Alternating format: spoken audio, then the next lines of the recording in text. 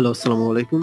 আশা করি আপনারা সবাই ভালো আছেন এবং আমি ফরেক্স বিডির একজন অফিসিয়াল ফরেক্স ট্রেডার। আজকে যে টপিক নিয়ে কথা বলবো সেটি হচ্ছে AUDUSD live analysis. Live analysis এই কারণেই আপনাদের সামনে তুলে ধরতেছি কারণ নেক্সট মুভমেন্টটা আপনাদের বুঝতে সুবিধা হবে এবং এই অ্যানালিসিসের মাধ্যমে আপনারা এক মার্কেটের ধারণা পেতে পারেন। তো এখানে দেখেন আমি উইকলি টাইম ফ্রেমে রয়েছি। মার্কেট যে স্ট্রাকচারটা সেটা আমি ধরার চেষ্টা করব। এখানে মার্কেটটা কিন্তু সাইডওয়েজের মধ্যে রয়েছে। আশা করা যায় এরকম রেক্ট্যাঙ্গেল একটা প্যাটার্ন হবার পর মার্কেটটা আশা করা যায় উপরের দিকে ব্রেক হবে, যেহেতু সে এখান থেকে ইম্পালস মুভ দিয়েছে, দেন কারেকশন এভাবে করতে পারে, দেন আপ হতে পারে। তো উইকলি টাইম ফ্রেম থেকে যদি আমরা একটা স্ট্রং রেসিস্ট্যান্ট লেভেল ড্র করি এই পয়েন্টে, যেখানে একবার বাধা পেয়েছিল, আবার নিচের দিক থেকে যদি আমরা একটা সাপোর্ট লেভেল ড্র করি যেখানে মার্কেট দুবার বাধা পেয়েছে। তো এখন দেখেন মার্কেটটা আমরা ক্লিয়ার ভাবে বুঝতে পারতেছি যে এখন মার্কেটটা কোথায় থেকে কোথায় যেতে পারে। তো এখানে দেখেন মার্কেট এখন বর্তমানে সাইডওয়েজ রয়েছে উইকলি টাইম ফ্রেমের ক্ষেত্রে। তো এরপর আমরা চলে যাব day 1 time frame. Day time ফ্রেমে আসার পর এখানে দেখেন এখন ক্লিয়ার ভাবে আমরা মার্কেটটা বুঝতে পারতেছি যে মার্কেটটা এখন কোথা থেকে কোথায় যেতে পারে, সেল নেওয়া উচিত এবং বাই নেওয়া উচিত। তো এখানে দেখেন প্রিভিয়াস যেখানে একবার বাধা পেয়ে মার্কেট নিচে নেমেছিল, এখন আর এদিকে দেখেন যে সাপোর্ট লেভেলটা যেখান থেকে বাধা পেয়ে উপরে যায় আবার আসার পর এই সাপোর্ট লেভেলে বাধা পেয়ে মার্কেট উপরের দিকে যেতে থাকে। তো আমি আশা করি যে মার্কেটটা এই পয়েন্টে আসার পর মার্কেটটা ব্যাক হবে।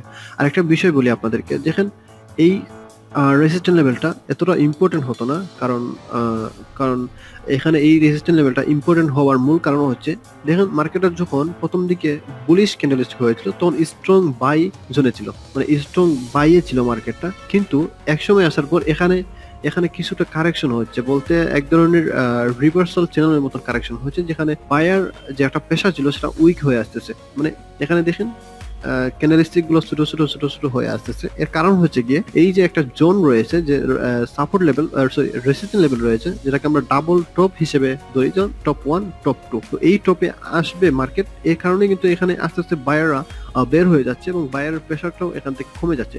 তো আমি আরেকটা রিজন বলি এই রেসিস্ট্যান্ট লেভেলটা স্ট্রং হবার, রিজনটা হচ্ছে আরেকটা। দেখেন এখান থেকে যদি আমরা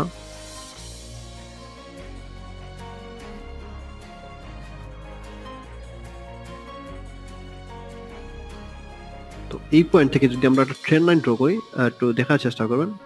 আসলে এগুলো আপনারা প্রথম দিকে হয়তো নাও বুঝতে পারেন। এখান থেকে যদি আমরা একটা ট্রেন্ড লাইন ড্র করি, যে ট্রেন্ড লাইনটি কয়েকবার টাচ করেছে মার্কেটকে, এখানে একবার, এই পয়েন্ট একবার, তো এই পয়েন্টটাকে আমরা স্ট্রং জোন হিসেবে নিচ্ছি। এর মূল কারণ হচ্ছে এখানে একটা ডাবল টপ এরিয়া রয়েছে এবং এর সাথে সাথে একটি ট্রেন্ড লাইন রয়েছে। তো সেক্ষেত্রে আমাদের এই জয়েন্টটাকে আমরা স্ট্রং ভাবে নিয়ে নিচ্ছি।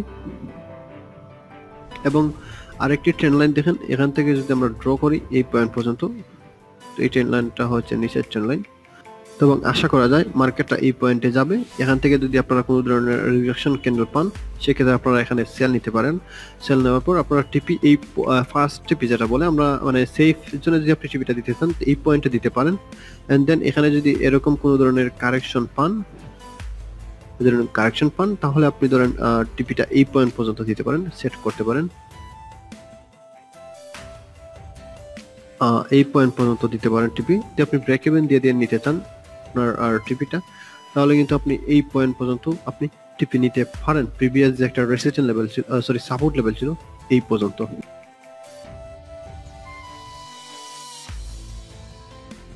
তো আশা করি ভিডিওটা আপনাদের উপকারে আসবে এবং এই অ্যানালাইসিসটা মাধ্যমে আপনারা একটা প্রবাবিলিটি পেতে পারেন যে মার্কেটটা নেক্সট মুভ কি হতে পারে AUDUSD পেয়ারের। আমি প্রথমেই বলি, এখান থেকে আমি যে অ্যানালাইসিসটা দিলাম এটা জাস্ট আপনারা একটা ধারণা নেবেন। আপনাদের যদি পার্সোনালি কোনো স্ট্র্যাটেজি থেকে থাকে তাহলে সেই স্ট্র্যাটেজি প্রয়োগ করে এবং আমার এই একটা আইডিয়া নিয়ে আপনারা AUDUSD পেয়ারের সেলেন্টে গ্রহণ করতে পারেন। ধন্যবাদ সবাইকে ফরেক্স বিডির সাথে থাকার জন্য।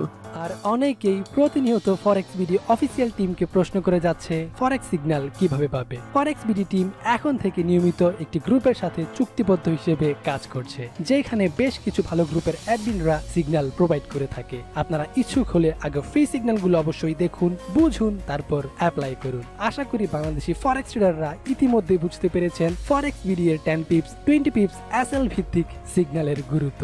যেহেতু এই গ্রুপে অনেক গ্রুপ অ্যাডমিনরা সিগন্যাল প্রোভাইড করে থাকে, তাই আমি ব্যক্তিগতভাবে অনুরোধ করব কম এসএল ভিত্তিক সিগন্যালগুলো ফলো করুন এবং অ্যাপ্লাই করুন। ফরেক্স বিডি এই গ্রুপে কাজ করে মাত্র এই গ্রুপের ওনার নয়, তাই ভবিষ্যতের কোনো প্রকার ভুলে ফরেক্স বিডি কোনোভাবেই দায়ী থাকবে না। তাই অবশ্যই আগে ফ্রি সিগন্যালগুলো দেখুন, যদি আপনার ভালো লাগে তারপর জয়েন করুন এবং লো এসএল ভিত্তিক সিগন্যাল ব্যবহার করুন।